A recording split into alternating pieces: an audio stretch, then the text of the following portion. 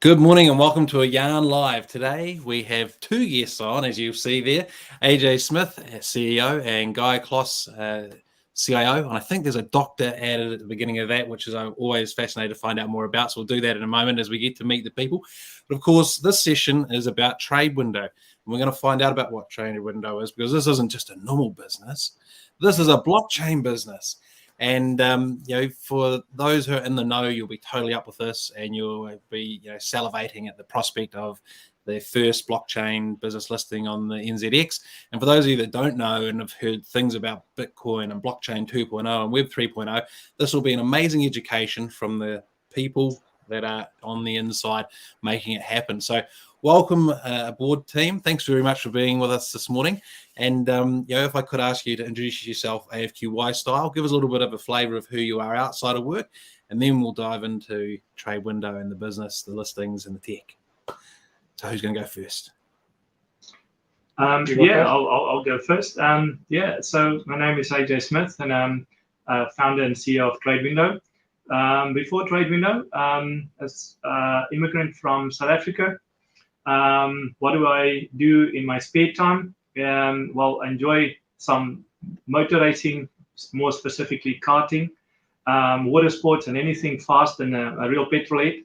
So I love water, love beach, love travel, and anything really that of high energy. That's really what keeps me busy. Awesome. So we're going to have a little bit of a debate about the Formula One result at some point, I'm sure. But before we do that, Dr. Guy Kloss, if you could give us a little bit of an intro to yourself. Just guys. I'm of German origin, and I came here about 15 years ago and to get another degree. So I went to Massey University here in Auckland, because I've only had a master's in chemical engineering, and everything that's around science and engineering geeks me out, and I love it. And so, I just wanted to complement that. So I got a PhD in computer science on top. When I'm allowed to geek out, I do that. But when family interferes, then I love spending time with the family, going camping, especially summer. I love summer. I hate winter. And sport-wise, at the moment, I mostly spend time doing free diving, so holding my breath for fun for longer times and spending time underwater. Otherwise, I love baseball, Auckland Tuatara, and stuff like that. I used to play for many, many years and umpire. But don't have the time for that anymore. You say baseball? Yes, baseball. Oh, wow. Okay, that's out of the blue. I was expecting football, and I was like, did I hear that correctly? I was always an outsider. That's probably why I left Germany. So. I grew up playing softball, which was the sport in New Zealand before baseball came in. Like everything from America comes in via the TV first.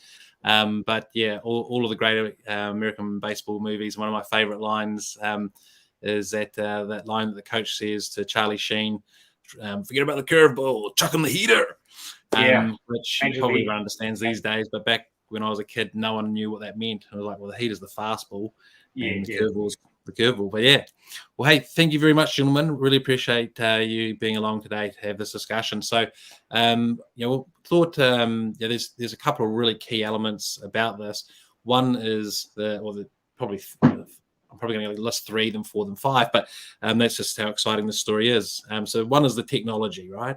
The second is the listing, and I think the backstory. If anyone looks through your website and they go to your about story, you can see this beautiful timeline of all these milestones. And there's some, from technology to business, there's some pretty interesting power moves there. So maybe if we start with what is the business, and then we'll get to the technology. Is that a good way to start? Yeah, sure. Yep. So I'll kick off and try to explain TradeWindow. So we at heart, we're a software company, and we create digital solutions to the trade industry. More specifically, importers, exporters, and logistic company, banks, and everybody in that supply chain that's got a need for digital solutions to help them trade more effectively cross-border. Looking at things like the compliance part, provenance, engagement with shipping companies and logistic companies. So what we really do TradeWindow is we remove paper. We remove paper from digital trade, and we replace that with really great software systems. Awesome.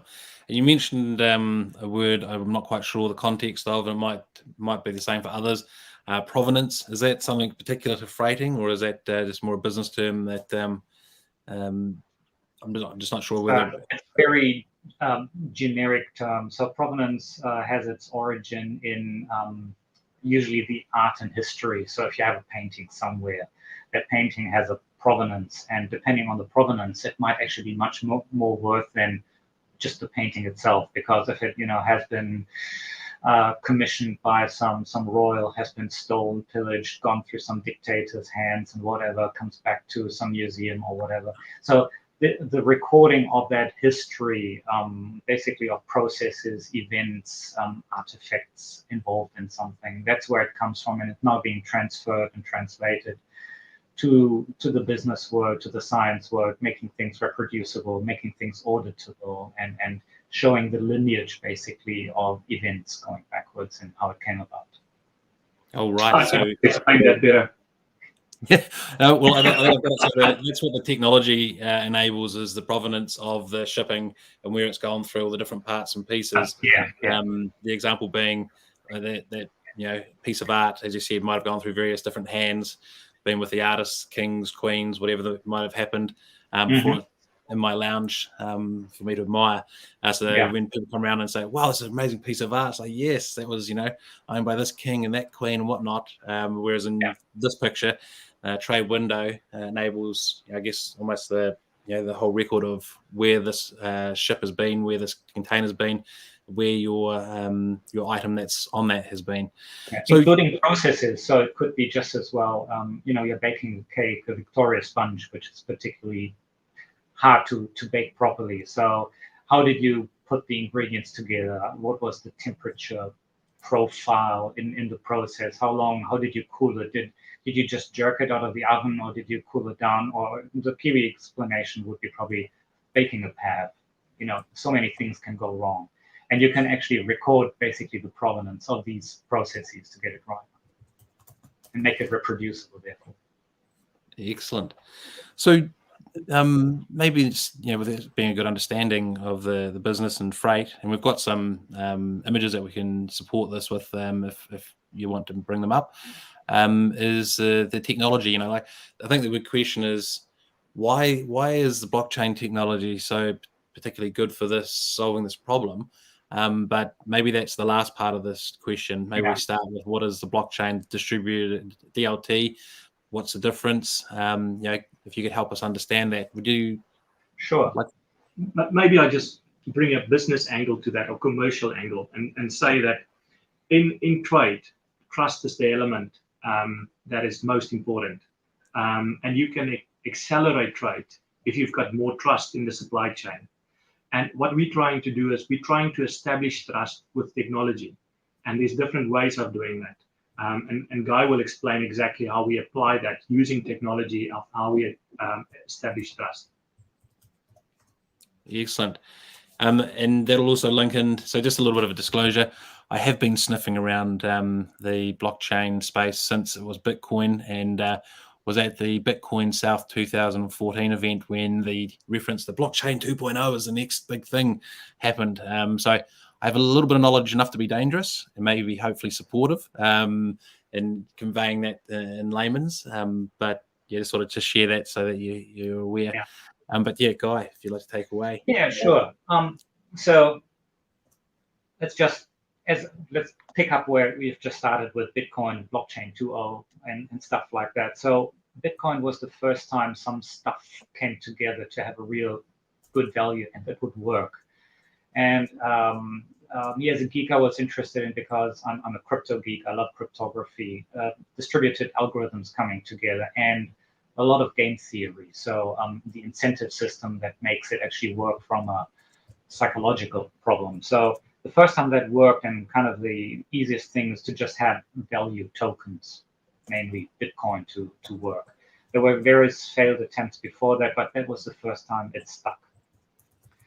And then people thought, what if you're not just going to take value like money or coins being transferred and stored, but what if you could put data on there? What if you could put a little bit like logic scripts on there?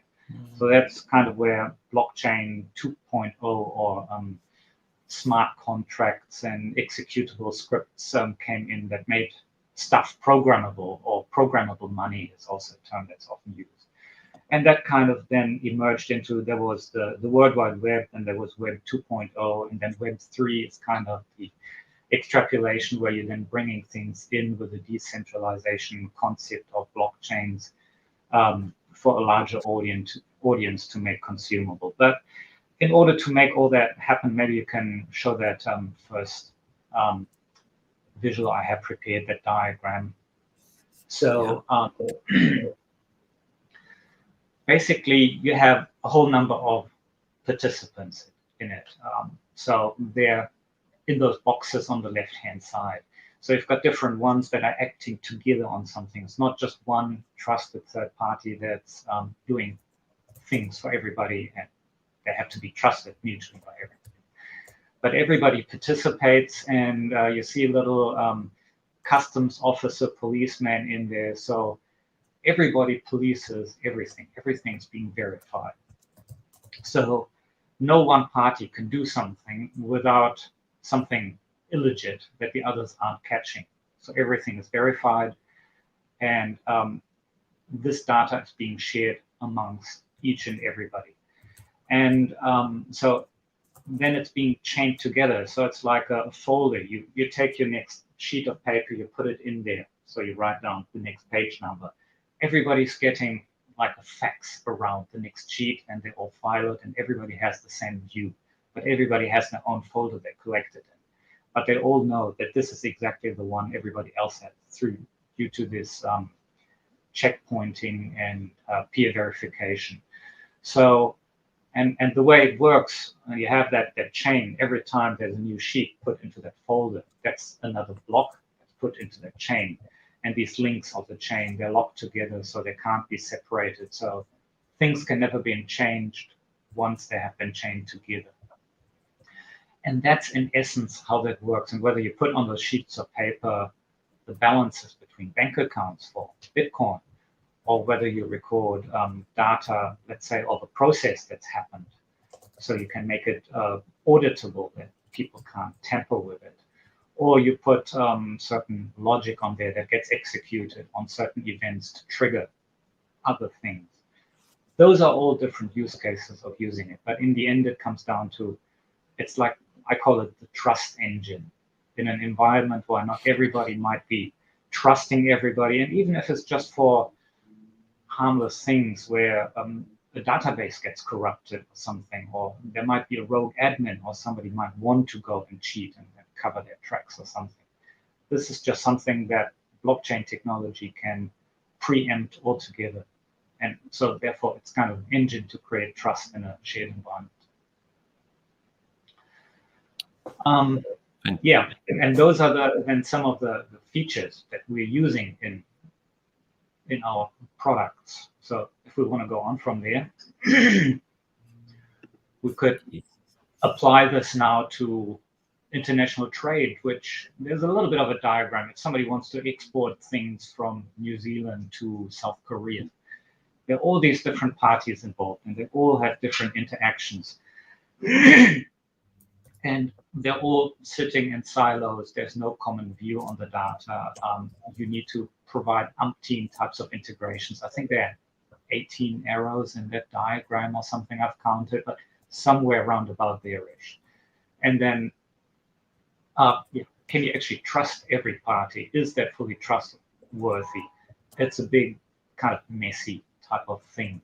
And when you're in international trade, trust is the thing for making things happen swiftly. And within that illustration, there will be 5,000 data fields, just that one transaction. That needs to be, wow. Yeah. So that there's all your errors, there's all your inefficiencies, and there's all your risk.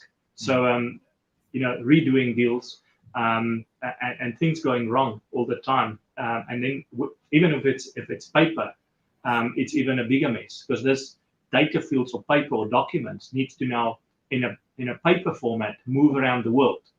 And if there's an issue, it comes back, and then it starts the process again. So that's not really efficient in the modern age, is it? Yeah, and the paper often needs to outrace the actual goods that are being shipped. So they're sent by courier. So you've got this wad of paper that you're kind of chasing ahead, so that the recipient at the other end can actually go and claim their goods and do that. Yeah. It's all paper. Now, to add a little story in for a bit of context for people who've got no shipping experience like myself, I was involved in running or facilitating a hackathon for Coda, and had all their partners and people and all that in there, and looking at solving some problems. And one of the problems I facilitated, which opened my eyes to this and the value that this provides in terms of trust that you're talking about. If I could just run you through. So milk products, and you talked about the provenance, this, if it's a piece of art, this king had it, that king had it, that queen had it. In this case, it's the boat went to this ship, to this port, to this port, to this port, and then delivered here. And with milk, I think it's not just milk goods, but any food goods, there's a seal on the door. And once that's broken, then that that can't be broken until it gets to its destination. If it is broken before it gets to its destination, then everything is contaminated. So in this case, the story was the ship had left New Zealand, and I think it wasn't until it got to Europe somewhere that the seal had been discovered to be broken before it got to its destination. So not only was that whole ship going backwards now considered contaminated, just as a reference, but every port that it had been to. So the insurance bill was not just for that ship's worth, but for everything along the way, hence the provenance. And of course, who did it? When you look at the insurance bill, everyone would agree that. Of course, that's why there's insurance for these matters, of course. But just bringing together what you've shared in that little story, I imagine that this can now have a way of understanding what happens where, and everybody can see it. Nobody can change it. It's immutable, I think, is the reference we can use, if you can correct me if I'm wrong. And it's all digital. So rather than this stack of papers, you get a gust of wind and you might lose a piece overboard, or you might lose a piece overboard. Whereas with it being in this technology, it's all there in order, in chronology, timestamped, all that type of information to prove the provenance, so that when it comes to the insurance bill, it can actually be pinpointed where that problem is and who's affected and who's not. And therefore, the benefit at the end of the day, hopefully, is that it can reduce the insurance premiums, because you've now got a much tighter control on proving what went wrong where. Is that a good rundown? I've got a good story on that as well. There's obviously how goods travel, but there's also, how the waypoints and the trigger points, how they actually got there, and that's a provenance story. But it sometimes can be also under the conditions that they traveled. So a good example is somebody imports, and this is a real scenario that happened. Somebody orders a helicopter from the US and needs to go into New Zealand. 10 million USD, nice new, brand new one. It went through the hands of different carriers, rail, ship, all the way to New Zealand. Somewhere along the supply chain, somebody dropped this helicopter and damaged it. So now what has happened is there's a $10 million US claim, and nobody's taking responsibility. The end result, it's damaged. Along the way, nobody can actually find out. So what will normally happen is insurance company will go back and they'll try to trace it back and try to see where it went wrong. With the modern technology is we've got devices that we can add to consignments, and if it's a container or roll on, roll off, that you can measure temperature, humidity, G-force. Now in this case, G-force would be the one attribute that would help. So G-force is then enabled. It will have a major uptick somewhere in the chain. There will be a timestamp, there will be a date, and there will be a location.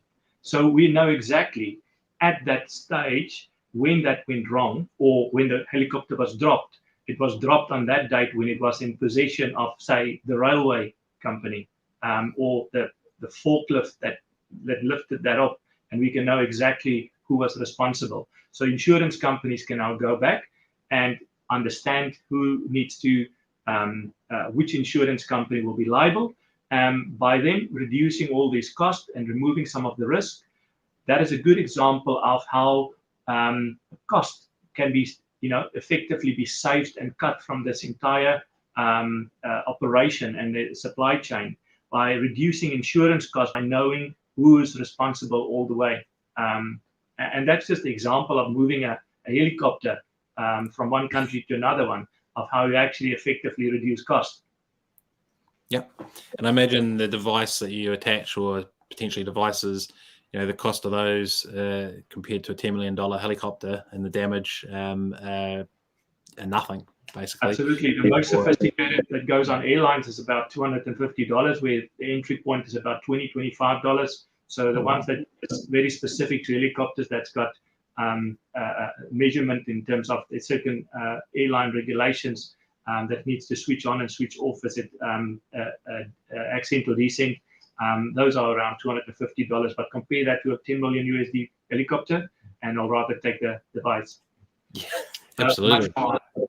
Much more low-key item. Let's say you have a container, cooling container full of meat, and somebody leaves that open in the singeing summer heat in Singapore or whatever, and pellets start to thaw off. Usually the whole container would be a write-off. But if you had, let's say, per pellet tracking device on there, you could actually go and reduce the overall damage by still being able to make the case with good conscience. Oh, the back half of the container or something is all still good, and we've got actually the full provenance. We've got the proof here due to those tracking devices. Yeah, but also preventative. So this is just talking about options to mitigate risk, and risk is a big element of international trade. You might be shipping with a carrier, and your container's electricity might be plugged out. So it's not just about looking at the situation in a historical view, but also be preventive and looking and front-footing risk. So if there's a container that electricity goes down on the consignment, and that happens, there will be a notification that the heat or temperature has dropped. So those type of elements can then be raised in your contract, and that will make the consignment or the shipping company aware that container X has lost its temperature, and that means that it's lost its electricity. So all of these type of things is how we mitigate risk and reduce cost for the entire supply chain. Technology, isn't it marvelous what we can do with technology? Because this is, I guess, a new piece of technology that hasn't been enabled up until this very point. Where are you in the world in this regards? Are you leading the adoption of this technology in the trade space, or are there some other players in the market? Am I allowed to ask that question? Yeah, it is a big weather forecast and stuff like that. Yeah, no, we can answer this one. It is a big problem to solve, and it's a global problem, and the problem is different in different locations and jurisdictions, because it's not just about a tech problem. It's also a legal problem, and it's a standards problem, and it's a interoperability problem. So, and there's a lot of legislation that drives international trade. So you need to look at it from all perspectives of the different elements that make up the problem.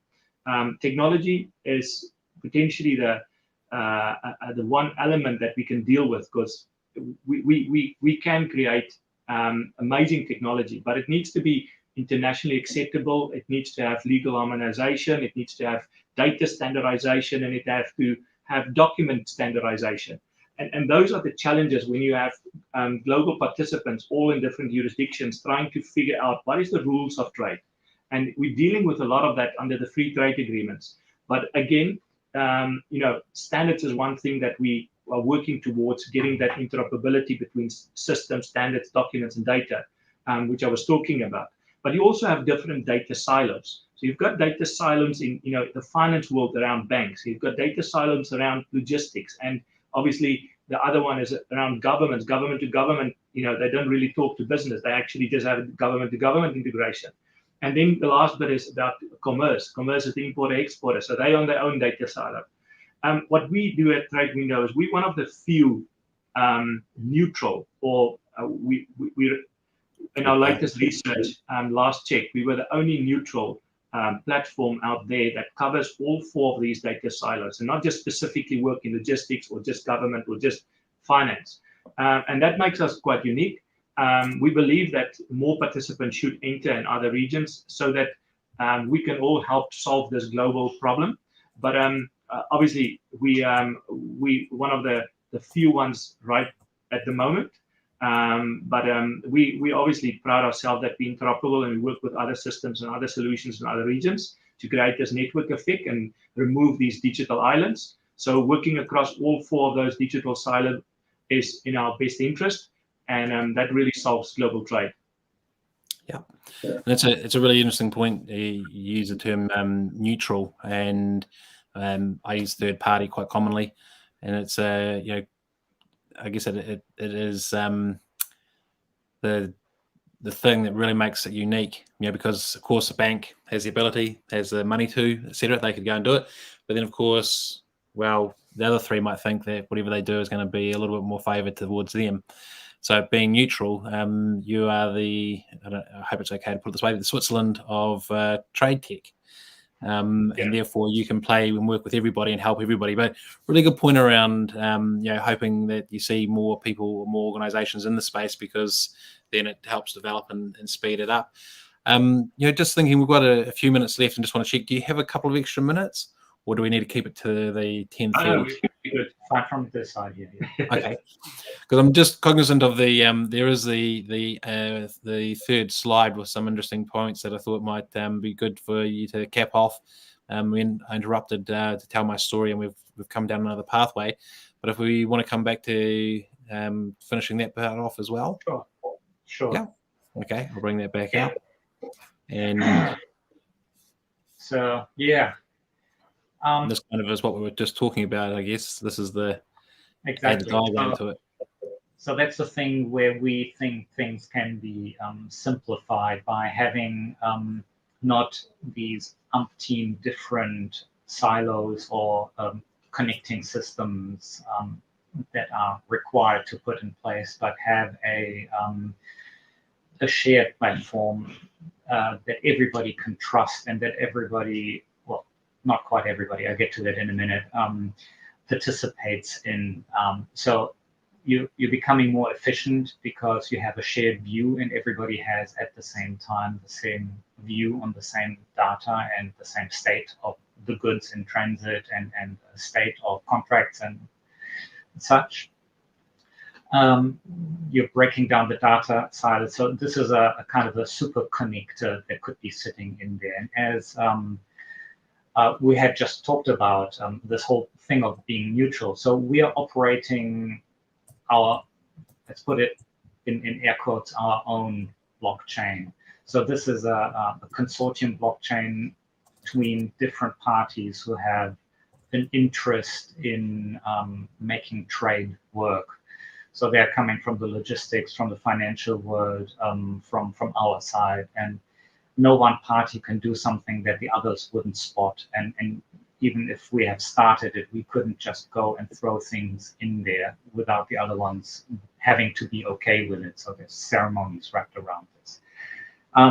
But for being truly a super connector neutral, there are many of such platforms around. So even though this is the one that we're using, if there's nothing else, or because it's been built for this particular purpose, there are other blockchains and other platforms around that we're integrating with. And so there's, for example, there's some for the trade corridors to Taiwan or to Singapore. There's the Singaporean trade trust system in place that is operating on the Ethereum blockchain. So we're very happy to connect and integrate with other chains as well. But if there's nothing else possible or nothing speaks against it, we're perfectly happy to use our own chain, which is a consortium blockchain. So it's a kind of a private blockchain amongst the consortium of members who all are agreeing on the ways of operation and to the stakes in the game of keeping it secure and working. And yeah, so why have we done it? Why haven't we adopted another like Ethereum or Bitcoin or whatever the big public chains? Because in some cases, it's maybe still a step too far for many coming from the still very paper-based traditional angles to go all open, adopt a chain that has no kind of governance that is written down on paper that has been signed off and agreed by lawyers and stuff like that. And some chains might still consider to have problems in terms of scalability and cost.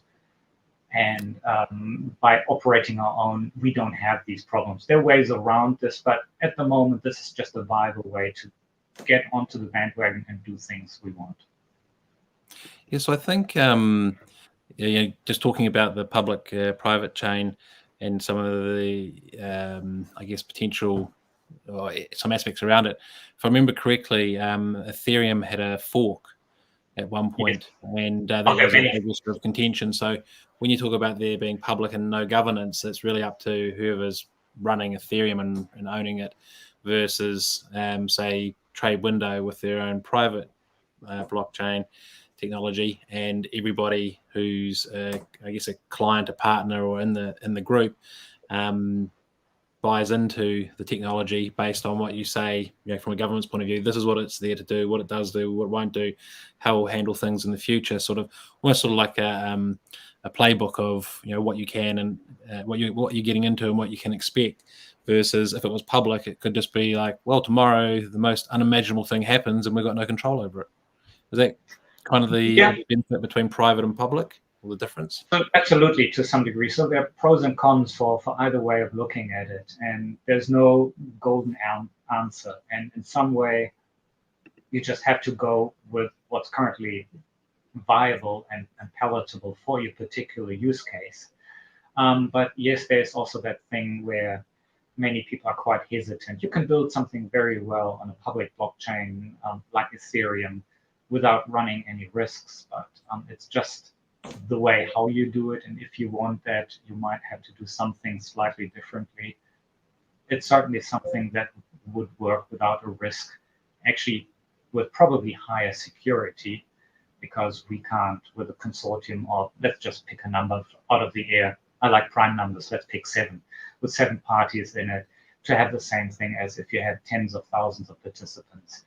But on the other hand, those parties are subject to much higher scrutiny and vetting within the parties involved. So, but where there's a use case, we also use public blockchains as well. So we don't have an aversion. No. Yeah, we're not purist on any of these. It's just a matter of what use case works best for what. It's pragmatic. So it's fair to say interoperability is a good word for TradeWindow, i.e. Absolutely. It's the whole thing, that narrative of the super connector by being a neutral party, as you put it, the Switzerland in a way. Obviously, we have a financial interest, just like Switzerland does, but so it's a pragmatic thing, and we're not wedded to this and this way only because this is our baby, but we go with whatever is necessary to do the job and to give everybody involved the best value. Okay. So I think we've got a pretty good handle on the technology and also the problem being solved, and a bit about the I guess the industry, if we call it that, international trade. So if we could look at and think about this is where we'll start heading towards our close. But before we get to closing remarks, wanted to find out more about the listing. So a bit of history being made, being the first blockchain business listed, but listing on the stock exchange in itself is a piece of history. So if you could give us a bit of an overview rundown of why you listed, what's happening, what you can share, of course. it's been a really exciting journey for TradeWindow. To say that we, on the 3rd of December, we've only been our 3rd anniversary, and being on the NZX that early is obviously a great achievement for TradeWindow and the team here. We obviously have a amazing team of highly skilled subject matter experts on TradeWindow's side, and a global team for that matter, as we really went out and looked at the best of the best globally that can bring that skills to this big issue in global trade. And we love being in New Zealand, and everybody has made this their home. So we wanted to be a New Zealand, I would say, New Zealand originated company. We're close to our market, and we've got good market traction in New Zealand. Currently some of our products have got 56% market share of trade volume. So we felt we're a New Zealand-centric company, and we wanted to list on the NZX first. In future, we might look at other markets as well. But for now, we're very happy to be on the NZX that early. And we always saw that as the first step in our journey, where a lot of other companies might see it as the end goal. We see it as the first step. And this is just the start of our journey. And this is, why do companies list is really the question. Is you list for, different reasons. Some list for financial measures and needs. Others, list where the founders want to create some liquidity. But for us, we wanted to list for trust and credibility. Now, as a listed company, you're obviously being much more scrutinized, and being a public company means you've got a higher level of regulation and adherence and responsibility, and I would say discipline, and that all is important. I mean, if you think about the context that we try to paint in terms of trust and trade, and how important that is. So for as a company that is listed and have to adhere to a much higher scrutiny than private companies, that is an important element. Is when we want to enter into international deals and with governments around the world, and we and big corporates and enterprises around the world, that obviously counts in our favor that we are a New Zealand-based company, but we are trading at the highest level of auditability, and obviously higher discipline in our record keeping and accounting practices. So it's also open records. So that makes the see-through much more available to our participants and our clients and our ecosystem partners. So for that reason, we felt we would value from going early to market, which we've done.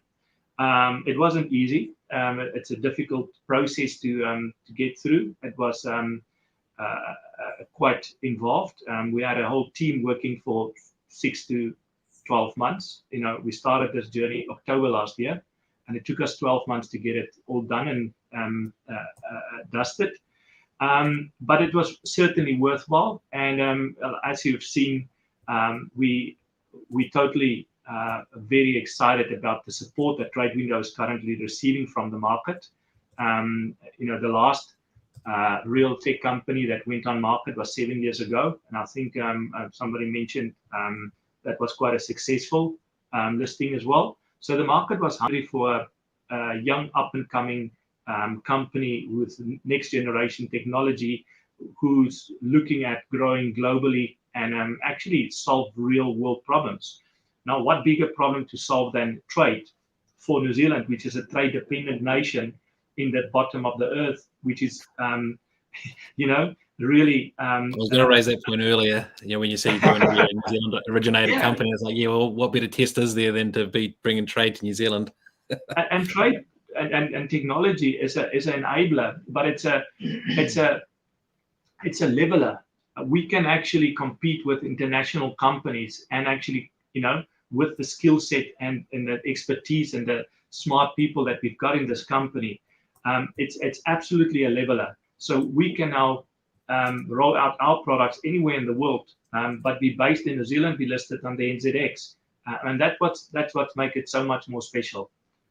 Yeah, and you're just on that rest of the world and the impact of COVID and supply chains.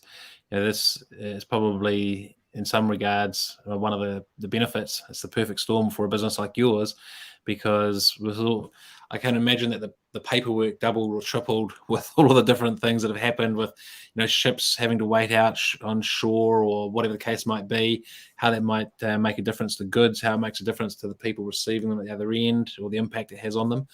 So by having the system, as you've outlined earlier in the session, it must be an immensely better process for your partners and clients to be using TradeWindow than paper-based. Would that be?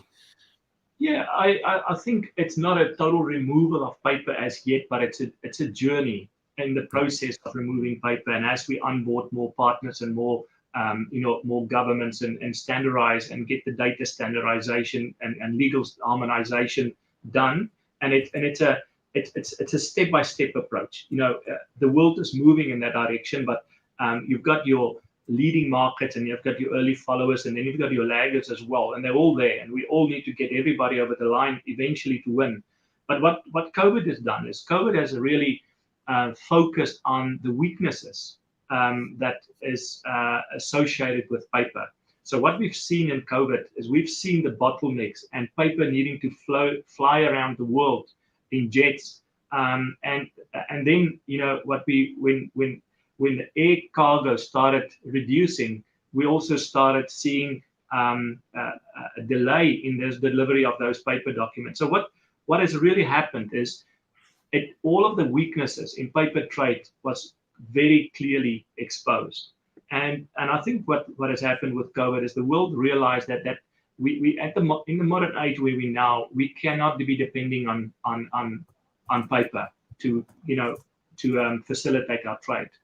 So there was a definite switch in partners, in governments, and ecosystem and supply chains, and to basically go and work and prioritize the systems integration and to facilitate digital trade. And I think that's the great thing that COVID has exposed. It's exposed all these weaknesses, and it's actually increased the willingness and it created the budgets and the support from governments to actually get to work on this and go and solve these problems, so that when any future scenario and world scenarios like this, hopefully it doesn't occur again in our lifetime, but when these once of a lifetime type events happen, that we do not struggle in our supply chains as much as we've done in the recent COVID outbreak, because those inefficiencies do not belong in the modern age, I believe. Yeah, beautifully said. Those inefficiencies don't belong in a modern age. And I was just thinking about it as you're talking about the fact that your paperwork had to be flown by planes. So the paperwork for the shipping had to be flown by planes. And I was thinking, what about the old fax? Well, you see on the some sort of movie, and they have to go back to tapping out on SOS. And I was thinking of that scenario as well. Not in reality, but just the concept. And here we are with TradeWindow. While, as you say, it's not totally paperless, and I wasn't meaning to lean it towards being paperless, but just the fact that this technology, and maybe it's my sort of additional understanding of tech and blockchain, and from what you've explained today, of just how much easier and better it will be with the digital version, and being able to look through it and be able to say to one of the other partners in the picture, whether it be the shipping company or this company or that company, oh, hey, what about this? You don't need to wait weeks for that plane to land, to get the paperwork, to sift through it, to then go, oh, look at that, I've got to call those people. I can just imagine how much better it facilitates the discussion. Or real time.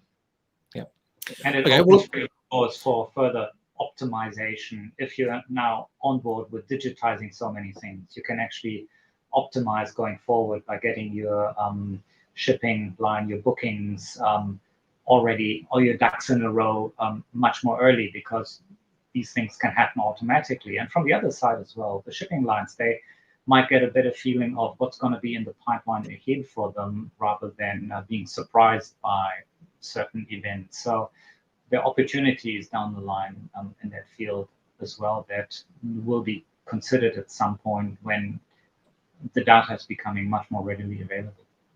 Yeah. Well, gentlemen, we're just a little bit over time, and I think we've come to a great point to bring it to closing remarks.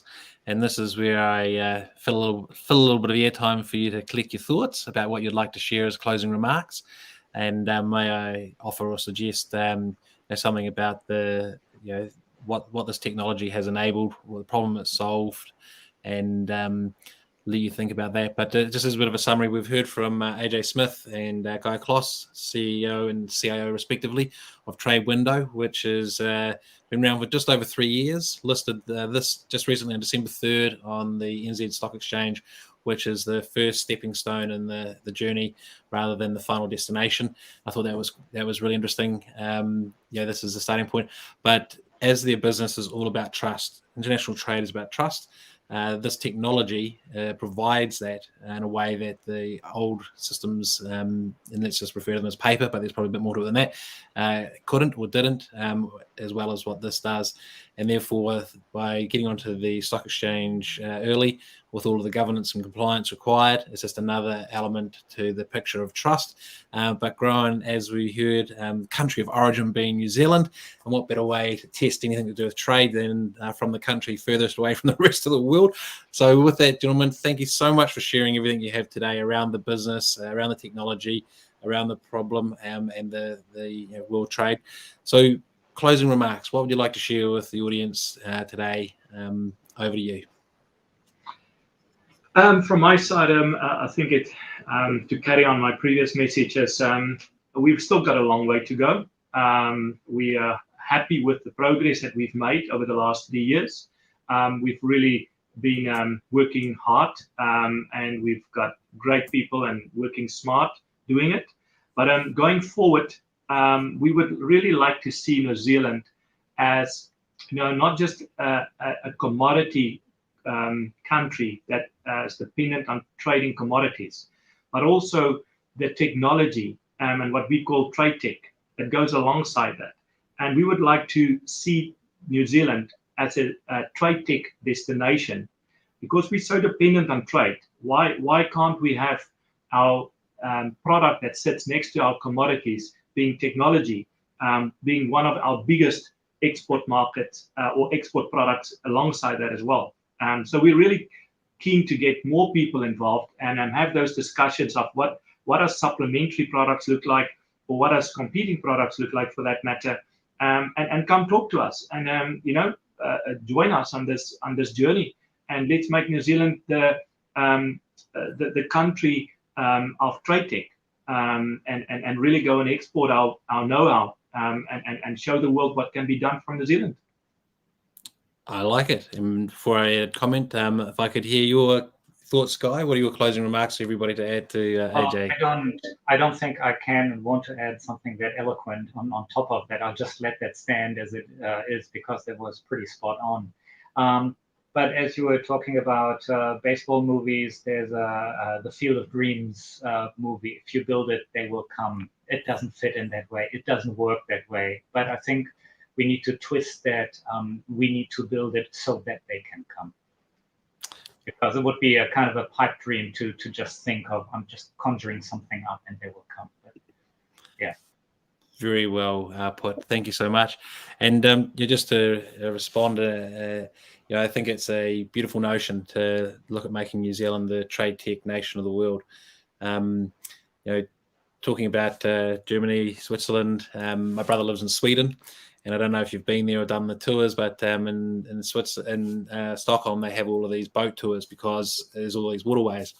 And the one that I happened to go on was all about the fact that Stockholm was the central trading point, because everyone went by river to share, or waterway to share their trade. That is the story of Vikings is not just about horns on their hats and swords and fighting. They're actually much bigger traders than a lot of things. So yeah, so it's quite an interesting concept to think of us as the tech trade nation, because the world now is so interconnected and so dependent with globalization, and New Zealand being the furthest from everybody, we really have a need for it. Now, the one thing I was going to add to it that may be of interest is that the Mohammed, who is makes Omeo, the autonomous vehicles, the little buses. Maybe I shouldn't call them little buses, but they look like a little bus, autonomously driven, that were first at Christchurch Airport, but they've now won the contract, and he spoke about it at Tech Week, to supply a city in South Korea. So essentially, you drive in so far, and then you have to park your car like a park and ride, and then you get on one of these things to go through the inner city.